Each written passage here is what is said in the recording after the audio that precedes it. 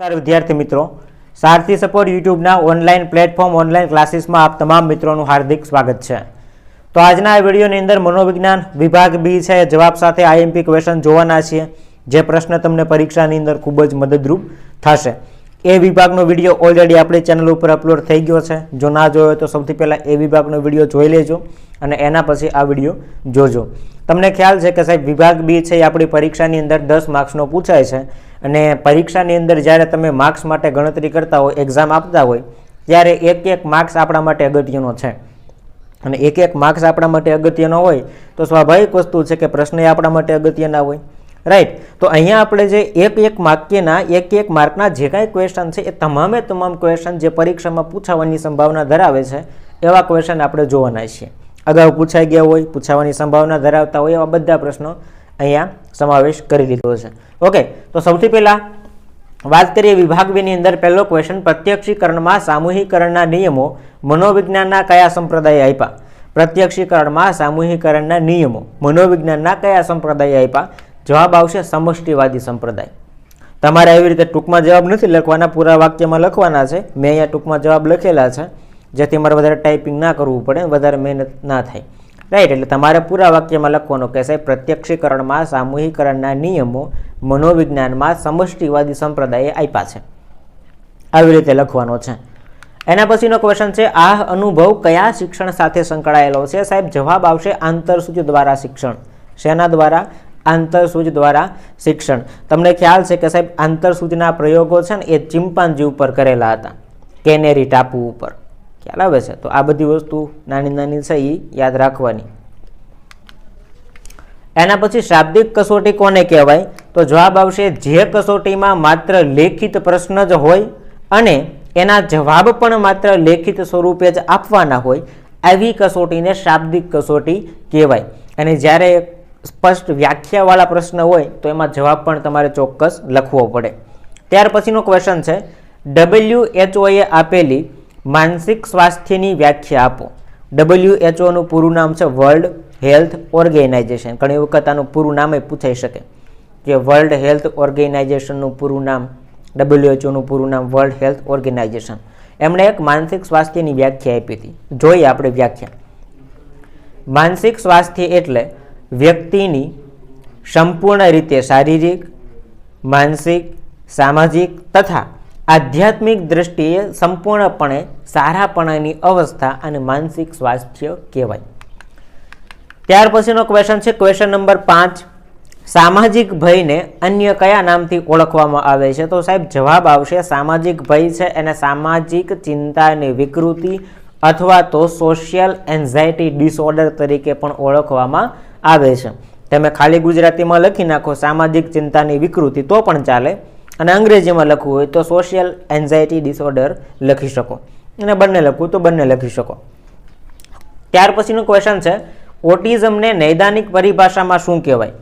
જવાબ આવશે ASD, જેનું પૂરું નામ થાય ઓટિઝમ સ્પેક્ટ્રમ ડિસઓર્ડર। ASD લખો તોય વાંધો નહીં, અને પૂરું વાક્ય લખો આખું ઓટિઝમ સ્પેક્ટ્રમ ડિસઓર્ડર, થોડુંક વધારે સારું લાગે મતલબ માર્કે વધારે આવે। ઘણી વાર એવું થાય કે કોઈ પેપર ચેક કરવા વાળો સ્ટ્રિક્ટલી ચેક કરતો હોય તો ASD સાચું ન પાડે, અડધો માર્કે આપે। એના કરતાં બેટર છે કે ભાઈ આપણે પૂરું લખી નાખવાનું ઓટિઝમ સ્પેક્ટ્રમ ડિસઓર્ડર। એના પછીનો ક્વેશ્ચન છે, વાર્તનિક અભિગમનું વર્તન ઉપચાર નામ કોણે આપ્યું? તો વાર્તનિક અભિગમ છે એનું વર્તન ઉપચાર નામ છે એ લિન્ડસ અને સ્કિનર નામના મનોવૈજ્ઞાનિક દ્વારા આપવામાં આવેલું છે। એના પછીનો ક્વેશ્ચન, ઘોંઘાટ એટલે શું? વ્યાખ્યા થઈ ગઈ, સ્પષ્ટ લખવી પડે। જવાબ આવશે બિનજરૂરી અણગમતા કે વ્યક્તિ ઉપર નિષેધક અસર કરતા અવાજને ઘોંઘાટ તરીકે ઓળખવામાં આવે છે। એક સિમ્પલ શબ્દમાં સમજાવું, ઘણી વખત એવું થાય કે ભાઈ વધારે પડતો અવાજ આવતો હોય જેને આપણે ઘોંઘાટ કહીએ, અને વધારે પડતો અવાજ જ્યારે આવતો હોય ત્યારે એ અવાજ હોય કેવો? તો કે સાહેબ આપણને પહેલાં તો ન ગમતો હોય, આપણા ઉપર નિષેધક અસર કરે, આને ઘોંઘાટ કહેવાય। પછીનો ક્વેશ્ચન છે, કાર્ય વિશ્લેષણ એટલે શું? તો કાર્ય વિશ્લેષણ એટલે કોઈ પણ કાર્ય હોય એને વિવિધ કાર્યોમાં વિસ્તૃત વર્ણન કરવું એને કાર્ય વિશ્લેષણ કહેવાય। કાર્ય વિશ્લેષણ એટલે કાર્યમાંના વિવિધ કાર્યોનું વિસ્તૃત વર્ણન એને કાર્ય વિશ્લેષણ કહેવાય। ત્યાર પછી સુખના પ્રકાર, બે પ્રકાર પડે છે મનોવિજ્ઞાનની દ્રષ્ટિએ, એક તો વ્યક્તિલક્ષી સુખ અને એક સ્વપ્રકટીકરણ સુખ। આ બે પ્રકાર મનોવિજ્ઞાનની અંદર સુખના પડે છે। ત્યાર પછીનો ક્વેશ્ચન છે ક્વેશ્ચન નંબર 11, વ્યક્તિના શ્રવણ સંવેદનની સીમા જણાવો. આપણો કાન છે ને એની સાંભળવાની અમુક લિમિટ હોય, અમુક સીમા હોય કે ભાઈ અમુક પ્રકારના CPS કરતાં નીચો અવાજે આપણે સાંભળી ન શકીએ અને અમુક CPS કરતાં વધારે અવાજ હોય તો એ આપણો કાન સહન કરી શકે નહીં. એટલે વ્યક્તિના શ્રવણ સંવેદનની સીમા કેટલી હોય તો કહે સાહેબ 20 થી 20,000 CPS સુધીની કંપન સંખ્યા અનુભવતો અવાજ આપણે સાંભળી શકીએ. આનાથી ઓછો કે વધારે સાંભળી શકીએ નહીં. એના પછી વિધાયક પ્રબલન એટલે શું? જવાબ આવશે જે પ્રબલક પ્રાણીની શીખેલી પ્રતિક્રિયાને વારંવાર કરવા માટે પ્રેરણા આપી અને પ્રતિક્રિયાને દ્રઢ બનાવે એને વિધાયક પ્રબલન કહેવાય. એના પછી RPMનું પૂરું નામ જણાવો. અહીંયા ખાસ જોજો MRP નથી લખ્યું, RPM લખેલું છે જેનું પૂરું નામ થાય રેવન્સ પ્રોગ્રેસિવ મેટ્રિક્સ. રેવન્સ પ્રોગ્રેસિવ મેટ્રિક્સ એ RPMનું પૂરું નામ છે.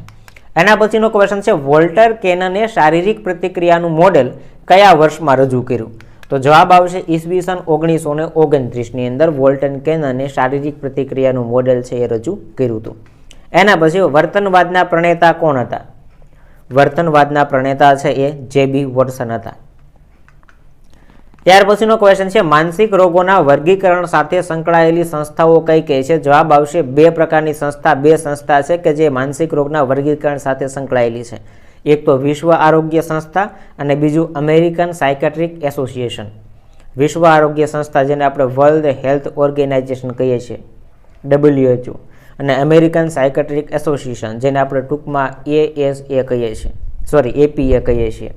એ APA અને WHO આ બે સંકળાયેલી છે માનસિક રોગોના વર્ગીકરણ સાથે. એના પછીનો ક્વેશ્ચન છે મુક્ત સાહચર્ય પદ્ધતિ કોણે આપી? મુક્ત સાહચર્ય પદ્ધતિ છે ડોક્ટર સિગમન્ડ ફ્રોઈડે આપેલી છે.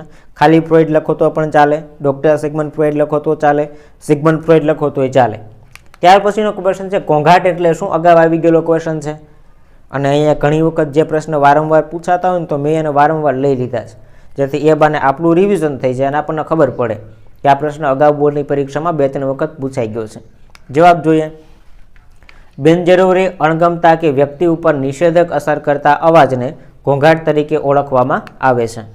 એના પછીનો ક્વેશ્ચન છે ક્વેશ્ચન નંબર 19, ઉથલો એટલે શું? જવાબ આવશે ઉથલો એટલે કર્મચારીનું એક સંસ્થામાંથી અન્ય સંસ્થામાં જોડાવું. વારંવાર કર્મચારીઓ દ્વારા સંસ્થામાંથી જતા રહેવાની જે ઘટના છે એને ઉથલો તરીકે ઓળખવામાં આવે છે.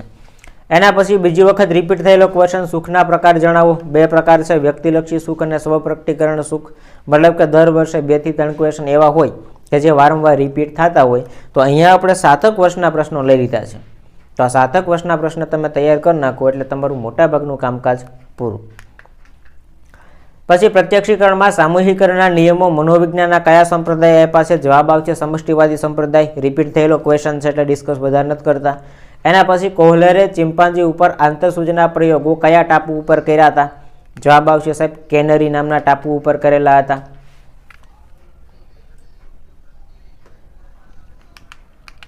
કેનેરી ટાપુ ઉપર, રાઈટ. અને આ આંતરસૂચના પ્રયોગો છે એ ચિમ્પાન્જી ઉપર કરેલા હતા અને એ ચિમ્પાન્જીનું નામ હતું સુલતાન. શું નામ હતું? સુલતાન. એટલે ઘણી વખત આનો આ પ્રશ્ન ડિટેલની અંદર પૂછે કે કોહલરે ચિમ્પાન્જી ઉપર કરેલા આંતરસૂચના પ્રયોગો વર્ણવો. કોહલરે કુલ છે ને 3 પ્રયોગો કર્યા હતા. એક લાકડીવાળો પ્રયોગ, 2 લાકડીવાળો પ્રયોગ અને ખોખાવાળો પ્રયોગ. આ 3 પ્રયોગો કર્યા હતા. ડિટેલમાં સમજાવી દઉં ટૂંકમાં. એક લાકડીવાળા પ્રયોગમાં શું હતું તો કે એક ચિમ્પાન્જી ભૂખ્યો હતો અને એને પિંજરામાં પૂરી દીધું અને બહાર ચિમ્પાન્જીને દેખાય ને એવી રીતે કેળાની એક લૂમ મૂકી અને પછી કર્યું શું તો કે સાહેબ પિંજરાની અંદર એક લાકડી મૂકી હતી અને જો કદાચ ચિમ્પાન્જી આમ પંજો લાંબો કરીને કેળા લેવાનો પ્રયત્ન કરે તો એ લઈ શકે એમ નહોતો, આંબી શકે એમ નહોતો. અને અચાનક ચિમ્પાન્જીને વિચાર આવ્યો કે શું આ લાકડીથી કદાચ કેળાને લેવાનો પ્રયત્ન કરું તો લેવાઈ જશે ખરા. ટ્રાય કર્યો, કેળા આવી ગયા. પછી બીજી વખત કોહલરને આમાં મજા ન આવી એટલે બીજો પ્રયોગ કર્યો. આ વખતે કેળાની લૂમ થોડીક વધારે આગી મૂકી. એક લાકડીથી આવી શકે એમ હતી નહીં. પહેલાં તો એમને પંજેથી લેવાનો પ્રયત્ન કર્યો, ન આવ્યો. પછી એક લાકડી પિંજરામાં હતી એનાથી લેવાનો પ્રયત્ન કર્યો, ન આવ્યો. પછી એ બીજી લાકડી જે પહેલાં કેળા મૂક્યા હતા ને એ જગ્યાએ મૂકે કે ભાઈ જેને પહેલી લાકડીની મદદથી અંદર લઈ શકાતી, અંદર લેવાઈ ગઈ. પછી અચાનક રમતમાં 2 લાકડી જોડાઈ ગઈ અને કેળાની લૂમ પ્રાપ્ત કરી લીધી. પછી એક ખોખાવાળો પ્રયોગ કર્યો હતો. ચિમ્પાન્જીને રૂમમાં પૂરી દીધો અને છત ઉપર કેળા ટીંગાડ્યા, ઠેકડા માર્યા અંબાણા નહીં, પછી એક ખોખા ઉપર બીજું ખોખું, બીજા ખોખા ઉપર ત્રીજું ખોખું, આવી રીતે ખોખા મૂકીને એના ઉપર ચડી અને કેળાની લૂમ લઈ લીધી. તો આ આંતરસૂચના પ્રયોગો હતા. એના પછીનો ક્વેશ્ચન આપણે જોઈએ, વ્યક્તિગત બુદ્ધિ કસોટી કોને કહેવાય? તો કે ભાઈ એક જ સમયે એક સાથે એક જ વ્યક્તિને આપી શકાય, એક સમયે એક સાથે એક જ વ્યક્તિને આપી શકાય આવી કસોટીને વ્યક્તિગત બુદ્ધિ કસોટી કહેવાય. પછીનો ક્વેશ્ચન છે, યૌક્તિકીકરણ એટલે શું? એક પ્રકારની બચાવ પ્રયુક્તિ છે. જવાબ જોઈએ. યૌક્તિકીકરણ એ એક પ્રકારની બચાવ પ્રયુક્તિ છે કે જેમાં વ્યક્તિ પોતાના વર્તન માટે સાચાને બદલે સારા કારણો રજૂ કરવા પ્રેરાય છે. અહીંયા થોડુંક ટાઈપિંગ મિસ્ટેક છે. સારાને બદલે સાચા કારણો રજૂ કરવા પ્રેરાય છે એવું નહીં આવે, પણ સારાના બદલે સાચા કારણો રજૂ કરવા ખ્યાલ આવે છે કે ભાઈ યૌક્તિકીકરણ એક એવી બચાવ પ્રયુક્તિ છે કે જેમાં વ્યક્તિ પોતાનો બચાવ કરવા માટે સાચાના બદલે સારા કારણો રજૂ કરે. ઉદાહરણ આપવું એટલે સમજાશે. કોઈ વ્યક્તિ પરીક્ષામાં નાપાસ થયો હોય તો એ એમ નહીં કે મારી મહેનત ઓછી હતી એટલે હું નાપાસ થયો. એ શું કહેશે કે આ વખતે પેપર અઘરું હતું, પેપર ચેક કરવાવાળા વ્યવસ્થિત પેપર નહીં જોયું હોય. આમાં થયું શું? પોતાનો ઈગો હર્ટ થતો એટલે એમ ન કીધું કે મહેનત મારી ઓછી હતી, કીધું શું? પેપર અઘરું હતું, પેપર ચેકને સરખી રીતે કર્યું હોય. તો આમાં સાચું કારણ છુપાયું અને સારું કારણ રજૂ કર્યું. આને યૌક્તિકીકરણ કહેવાય. ત્યાર પછીનો ક્વેશ્ચન છે, અંગ્રેજી શબ્દ સ્ટ્રેસ આનો અર્થ શું થાય? તો જવાબ આવશે ભૌતિક પદાર્થ ઉપર લગાડેલ બાહ્ય બળ. એના પછીનો ક્વેશ્ચન છે, સામાજિક ભયને અન્ય કયા નામથી ઓળખવામાં આવે છે? અગાઉ રિપીટ થયેલો ક્વેશ્ચન છે, તો સાહેબ એને કહેવાય સામાજિક ચિંતાની વિકૃતિ, સોશિયલ એન્ઝાયટી ડિસઓર્ડર. પછીનો ક્વેશ્ચન, તાર્કિક ભાવાત્મક ઉપચાર પદ્ધતિ કોણે આપી? તો જવાબ આવશે આલ્બર્ટ એલિસ દ્વારા તાર્કિક ભાવાત્મક ઉપચાર પદ્ધતિ છે એ આપવામાં આવી હતી. એના પછીનો ક્વેશ્ચન છે, ઘોંઘાટ એટલે શું? જો સતત 3 વર્ષ આ પ્રશ્ન પૂછાઈ ગયો છે, મતલબ કે આ પ્રશ્ન પૂછાવાની શક્યતા તો વધારે છે. ઘોંઘાટ એટલે બિનજરૂરી, અણગમતો કે વ્યક્તિ ઉપર નિષેધક અસર કરતો અવાજ, એને ઘોંઘાટ કહેવાય. પછીનો ક્વેશ્ચન, તાલીમના 3 હેતુ દર્શાવો. કોઈ પણ વ્યક્તિને ટ્રેનિંગ આપે તો એ ટ્રેનિંગના હેતુ શું હોઈ શકે? એવા 3 હેતુ મનોવિજ્ઞાનમાં છે. એક તો વ્યક્તિની શક્તિ વિકસાવવી, બીજું માહિતી આપવી અને ત્રીજું કર્મચારીની અભિરુચિ અને મનોવલણની અંદર પરિવર્તન લાવવું. આ 3 હેતુ છે તાલીમના. ત્યાર પછી સાંસ્કૃતિક ભિન્નતાઓ માટે કઈ બાબતો જવાબદાર છે? તો સાંસ્કૃતિક ભિન્નતા માટે રાષ્ટ્રીય વારસો, ભાષા, ધર્મ, સમુદાય, વંશ, વંશીયતા, જાતિ, ઉંમર, ભૌતિક વૈવિધ્ય, ઐતિહાસિક ઘટના, આ બધી વસ્તુ જવાબદાર ગણાય. ત્યાર પછીનો ક્વેશ્ચન છે, કડવો સ્વાદ જીભના કયા ભાગથી પારખી શકાય? તો જીભના પાછળના મૂળના ભાગથી કડવો સ્વાદ છે એની અનુભૂતિ થાય. એના પછીનો ક્વેશ્ચન છે, અભિરુચિ માટે મેકડુગલે કયા શબ્દનો પ્રયોગ કર્યો છે? તો જવાબ આવશે અભિરુચિ માટે મેકડુગલે છે ને અપ્રગટ ધ્યાન શબ્દનો ઉપયોગ કરેલો છે. એના પછીનો ક્વેશ્ચન, મધ્યકર્ણના અસ્થિઓના નામ આપો. 3 હાડકા છે, 3 અસ્થિઓ છે, કયા કયા? તો કે સાહેબ હથોડી, એરણ અને પેંગડું. એરણ, હથોડી, પેંગડું યાદ રાખો તો ચાલે. એના પછીનો ક્વેશ્ચન છે, પ્રયત્ન અને ભૂલ દ્વારા શિક્ષણ અંગેના પ્રયોગો કોણે કર્યા હતા? પ્રયત્ન અને ભૂલ દ્વારા શિક્ષણ અંગેના પ્રયોગો છે થોર્નડાઇક ઉપર કરેલા, અને પ્રયત્ન અને ભૂલના જે પ્રયોગો છે પ્રયત્ન અને ભૂલના પ્રયોગો એ બિલાડી ઉપર કર્યા હતા. કોના ઉપર? બિલાડી ઉપર. પછીનો ક્વેશ્ચન, સીટી મોર્ગને આપેલી શિક્ષણની વ્યાખ્યા આપો. તો સીટી મોર્ગને એક શિક્ષણની વ્યાખ્યા આપી હતી કે શિક્ષણ એટલે અનુભવ, પ્રયત્ન કે મહાવરાથી વર્તનમાં થતો માપી શકાય એવો સાપેક્ષ કાયમી ફેરફાર, અને શિક્ષણ કહેવાય. એના પછીનો ક્વેશ્ચન છે, પ્રબલન એટલે શું? અગાઉ આવી ગયેલો પ્રશ્ન છે કે ભાઈ પ્રબલન એટલે શીખેલી કે શીખવવામાં આવેલી પ્રતિક્રિયાને દ્રઢ કે બળવત્તર કરે અથવા તો બળવાન કરે આવી ઘટનાને કરનારું ઘટક છે એને પ્રબલન કહેવાય. ઉદાહરણ તરીકે ઘણી વખત એવું બને કે ભાઈ નાનું બાળક હોય ને લેસન ન કરતું એટલે મમ્મી પપ્પા છે ને એને એવું કે ભાઈ ચોકલેટ આપીશ કે મોબાઈલ આપીશ, આવું કે તો ચોકલેટ છે, મોબાઈલ છે, આ બાળક માટે શું થઈ ગયું? પ્રબલન થઈ ગયું કે ભાઈ એ વસ્તુ મળવાની છે એટલે આપણે લેસન કરવા બેસી જાઓ. ખ્યાલ આવે છે?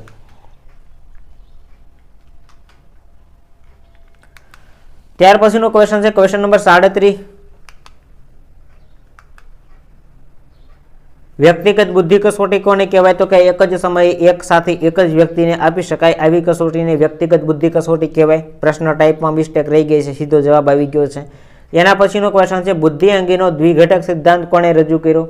જવાબ આવશે ચાર્લ્સ સ્પીયરમેન દ્વારા છે એ બુદ્ધિનો દ્વિઘટક સિદ્ધાંત રજૂ કરવામાં આવેલો. એના પછી બુદ્ધિઆંકને બીજા કયા નામથી ઓળખવામાં આવે છે? તો બુદ્ધિઆંક જે છે ને બુદ્ધિ લબ્ધિ તરીકે પણ ઓળખવામાં આવે છે. એના પછીનો ક્વેશ્ચન, કયા પ્રકારની બુદ્ધિમાં અમૂર્ત અને વિશ્લેષણાત્મક રીતે વિચારવાની ક્ષમતા હોય? તો જવાબ આવશે ઘટકીય બુદ્ધિ. એના પછી સામાન્યકૃત વિકૃત ચિંતાને બીજા કયા નામે ઓળખવામાં આવે છે? તો જવાબ આવશે GAD અથવા તો જનરલ એન્ઝાયટી ડિસઓર્ડર અથવા તો સામાન્યકૃત વિકૃત ચિંતાને GAD અથવા તો જનરલ એન્ઝાયટી ડિસઓર્ડર તરીકે અથવા તો મુક્ત રીતે તરતી ચિંતા તરીકે ઓળખવામાં આવે છે. GAD લખો તોય વાંધો નહીં, જનરલ એન્ઝાયટી ડિસઓર્ડર લખો તોય વાંધો નહીં, અને મુક્ત રીતે તરતી ચિંતા લખો તો પણ વાંધો નથી. એના પછીનો ક્વેશ્ચન છે, વર્તનવાદના પ્રણેતા કોણ હતા? તો વર્તનવાદના પ્રણેતાની અંદર JB વોટસન, જોન વોટસન જેને કહીએ છીએ આપણે, એનું નામ સંકળાયેલું છે. એના પછી ADHDની વિકૃતિનું પૂરું નામ જણાવો. જવાબ આવશે attention deficit hyper active disorder. Attention deficit hyper active disorder. ધ્યાન ન્યૂનતા અને અતિ પ્રવૃત્તિશીલતાની વિકૃતિ પણ જેને આપણે કહીએ છીએ. પછી OCDનું પૂરું નામ લખો. જવાબ આવશે ઓબ્સેસિવ કમ્પલ્સિવ ડિસઓર્ડર, અનિવાર્ય વિચાર દબાણ અને અનિવાર્ય ક્રિયા દબાણ જેને આપણે કરીએ. અનિવાર્ય વિચાર દબાણમાં શું હોય? તો કે સાહેબ બિનજરૂરી વિચારો વારંવાર આવ્યા રાખે, અને ક્રિયા દબાણમાં અમુક પ્રકારની ક્રિયા વારંવાર કરવાના વિચાર, ટૂંકમાં વારંવાર અમુક ક્રિયા થયા રાખે, વારંવાર હાથ ધોવા, પગ ટૂંકમાં હલાઈ રાખવા, ન કામ કર્યા રાખવા, આ બધી ક્રિયા અનિવાર્ય ક્રિયા દબાણમાં આવે. કયા પ્રકારની વિકૃતિમાં દર્દીમાં ખિન્નતા અને વિષાદ એમ બંને આવેગોની હાજરી જોવા મળે? તો જવાબ આવશે દ્વિધ્રુવીય મનોવિકૃતિ. દ્વિધ્રુવીય મનોવિકૃતિની અંદર વ્યક્તિની અંદર ચિંતાએ જોવા મળે, વિષાદ જેને કહીએ છીએ, અને ખિન્નતા ડિપ્રેશન પણ જોવા મળે. સલાહ પ્રક્રિયાનું પ્રથમ સોપાન કયું છે? જવાબ આવશે સલાહાર્થીના આવવાનો હેતુ જાણવો. સલાહ પ્રક્રિયાનું પ્રથમ સોપાન કયું છે? જવાબ આવશે સલાહાર્થીને આવવાનો હેતુ જાણવો. એના પછી સલાહ પ્રક્રિયાની અંદર ઓછામાં ઓછા કેટલા માણસો પ્રત્યક્ષ સંપર્કમાં આવે? તો મિનિમમ 2 માણસો પ્રત્યક્ષ સંપર્કમાં આવે, એક તો સલાહાર્થી અને એક સલાહકાર. એના પછી સલાહની વ્યાખ્યામાં કયા 3 સામાન્ય તત્વો જોવા મળે છે? તો સલાહાર્થી, સલાહકાર અને પરસ્પર આંતરક્રિયા. સલાહાર્થી, સલાહકાર અને પરસ્પર અથવા પારસ્પરિક આંતરક્રિયા, આ 3 વસ્તુઓ છે એ જોવા મળે. એના પછીનો ક્વેશ્ચન છે, APGAનું પૂરું નામ જણાવો. તો જવાબ આવશે American personal and guidance association. એના પછી પ્રતીક વિનિમય પદ્ધતિમાં કેવા પ્રતીકો અપાય છે? તો જવાબ આવશે કાર્ડ કે ધાતુની ચકતી જેવા. તાર્કિક ભાવાત્મક ઉપચાર પદ્ધતિ કોણે આપી? જવાબ આવશે આલ્બર્ટ એલિસ. એક વખત પૂછાઈ ગયેલો પ્રશ્ન છે. એના પછી રોજર્સનો અભિગમ કયા નામથી ઓળખાય છે? તો જવાબ આવશે સલાહાર્થી કે અસલ કેન્દ્રી અભિગમ. એના પછી કુપ્પુસ્વામીએ આપેલી મનોવલણની વ્યાખ્યા આપો. તો કુપ્પુસ્વામીએ મનોવલણની વ્યાખ્યા એવી રીતે કંઈક આપી હતી કે ભાઈ અમુક વસ્તુ, વ્યક્તિ કે પરિસ્થિતિ પ્રત્યે વિશિષ્ટ પ્રકારની પ્રતિક્રિયા કરવાનું સુસંગત, સંવાદિત અને આવેગયુક્ત પૂર્વવૃત્તિ અને મનોવલણ કહેવાય.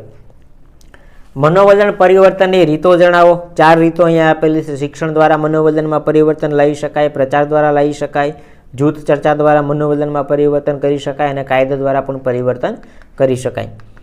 ત્યાર પછીનો ક્વેશ્ચન છે, મનોવલણ ઘડતરને અસર કરતા 2 ઘટકો જણાવો. પહેલું ઘટક છે કુટુંબ, બીજું છે સામાજિકરણ, ત્રીજું છે પ્રત્યક્ષ અનુભવ, અને ચોથું છે સંચાર માધ્યમની અસરો. આમાંથી તમે કોઈ પણ 2 લખો તો પણ ચાલે.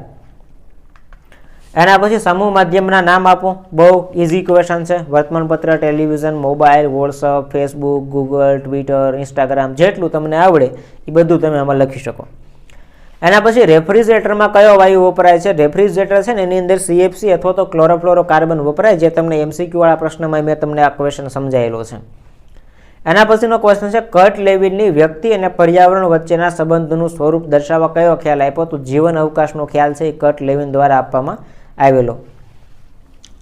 ફેરવીન ક્વેશ્ચન પૂછાઈ શકે કે જીવન અવકાશનો ખ્યાલ કોઈને આપ્યો? જવાબ આવશે કર્ટ લેવિન.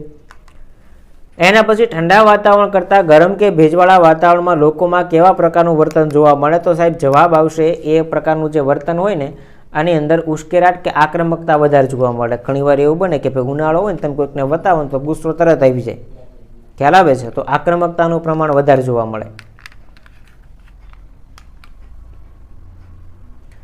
તો આટલા ક્વેશ્ચન છે એ આટલા ક્વેશ્ચન તમારે તમારા મનોવિજ્ઞાનની અંદર વિભાગ બી માટે કરવાના છે. સમથિંગ 60 જેટલા ક્વેશ્ચન છે. એક વખત જોઈ લો, કદાચ સ્લાઇડની અંદર જો વધારેના ક્વેશ્ચન હોય તો, પણ છે નહીં. આઈ થિંક 60 ક્વેશ્ચન છે. ઓકે છે. એક સાઈડ હવાનું પ્રદૂષણ કેવી રીતે ફેલાય છે? તો હવાનું પ્રદૂષણ છે એ ચહેરો અને એની આસપાસના વિસ્તારોમાં, ચહેરો નહીં પણ અહીંયા શહેરો આવશે, ચકલીનો ચાર થઈ ગયો છે પણ શરણાઈનું આવશે. શહેરો અને એની આસપાસના વિસ્તારના કારખાનામાંથી નીકળતા ધુમાડા, વાહનમાંથી નીકળતો ધુમાડો, કોલસો કે તમાકુ બાળવાથી નીકળતો ધુમાડો, અને આ બધી વસ્તુઓના કારણે હવાનું પ્રદૂષણ છે એ ફેલાય છે. ત્યાર પછીનો ક્વેશ્ચન છે મુલાકાત એટલે શું? તો કે સાહેબ 2 અથવા 2 થી વધારે વ્યક્તિ વચ્ચેની મોઢામોઢની રૂબરૂ વાતચીત છે એને મુલાકાત કહેવાય. સંસ્થાની સંરચનાના પ્રકારોના નામ આપો. સરળ સંરચના, અમલદારશાહી સંરચના અને સમસંરચીય સંરચના, આ 3 પ્રકાર પડે છે. એના પછીનો ક્વેશ્ચન છે અમલદારશાહી સંરચના એટલે શું? તો કે ભાઈ જે સંસ્થામાં કામગીરી કાયદાઓ અને નિયમ અનુસાર ઔપચારિક માળખામાં રહી અને ચાલતી હોય એને અમલદારશાહી સંરચના કહેવાય. ત્યાર પછી જરૂરિયાતનો ઉચ્ચ પદાનુક્રમ એટલે કે શ્રેણીક્રમનો સિદ્ધાંત કોણે આપ્યો? જવાબ આવશે ઈસવીસન 1943માં અબ્રાહમ મેસ્લો દ્વારા આ સિદ્ધાંત આપવામાં આવેલો છે. ત્યાર પછીનો ક્વેશ્ચન છે એરિસ્ટોટલના મતે સુખ અને સુખાકારી એટલે શું? તો જવાબ આવશે એરિસ્ટોટલના મતે સુખ અને સુખાકારી એટલે પોતાની જાતનું પ્રગટીકરણ. કારક અભિસંધાનનો ખ્યાલ કોણે આપ્યો? એમસીક્યુમાં પૂછાઈ ગયેલો ક્વેશ્ચન સ્કિનર દ્વારાથી કારક અભિસંધાનનો ખ્યાલ આપવામાં આવેલો છે. પ્રતિભા સંપન્ન વ્યક્તિનો બુદ્ધિઆંક કેટલો હોય? એમસીક્યુ વાળો ક્વેશ્ચન છે કે સાહેબ 130 કરતાં વધારે બુદ્ધિઆંક હોય તો એવા બાળકને પ્રતિભા સંપન્ન બાળક કહેવાય. રિચાર્ડ લેજાર્સે મૂલ્યાંકનના કયા 2 તબક્કાઓના વિભાગ પાડ્યા છે? તો પ્રાથમિક મૂલ્યાંકન અને દ્વિતીયક મૂલ્યાંકન, આ 2 પ્રકાર પાડેલા છે. રિચાર્ડ લેજાર્સે કયા સંદર્ભે પોતાના વિચારો રજૂ કર્યા? તો જવાબ આવશે વિચાર અને લાગણી સંદર્ભે છે પોતાના વિચારો રજૂ કરેલા છે. એના પછીનો ક્વેશ્ચન છે હળવા મનોભારમાં વ્યક્તિનું પ્રેરિત વર્તન કેવું હોય? તો સાહેબ હળવા મનોભારની અંદર ધ્યેય પ્રાપ્તિનું વર્તન હોય વ્યક્તિનું. મનોશારીરિક રોગ એટલે શું? તો જવાબ આવશે એવા રોગ કે જેના કારણો મનોવૈજ્ઞાનિક હોય પણ અસર શારીરિક રોગના રૂપમાં દેખાતી હોય, આને મનોશારીરિક રોગ કહેવાય. સલાહ પ્રક્રિયાનું પ્રથમ સોપાન કયું છે? જવાબ આવશે સલાહાર્થીના આવવાનો હેતુ જાણવો. સલાહાર્થીના આવવાનો હેતુ જાણવો અગાઉ રિપીટ થઈ ગયેલો ક્વેશ્ચન છે. પછી સંસ્થાના લક્ષણ જણાવો. 4 લક્ષણો હોય. એક તો સમાન લક્ષ્ય હોય, પછી તો કે સાહેબ પ્રયત્નનું સંકલન જોવા મળે, પછી તો કે શ્રમ વિભાજન જોવા મળે, એના પછી તો કે જવાબદારી અને અધિકાર જોવા મળે છે. એના પછી લગ્ન જીવનના અંતથી શેમાં ખોટ પડે છે અને ઘટાડો થાય છે? તો સાહેબ લગ્ન જીવનના અંતથી કુટુંબની અંદર સંગાત, પ્રેમ, લાગણી, હૂંફ આ બધાની અંદર ખોટ પડે અને આર્થિક સ્ત્રોતની અંદર ઘટાડો જોવા મળે છે. એના પછી કોના મતે વિધાયક મનોવિજ્ઞાનનું મુખ્ય ધ્યેય મનોવિજ્ઞાનના ક્ષેત્રને પુનઃ કેન્દ્રિત કરવાનું છે? તો જવાબ આવશે માર્ટિન સેલિગમેન.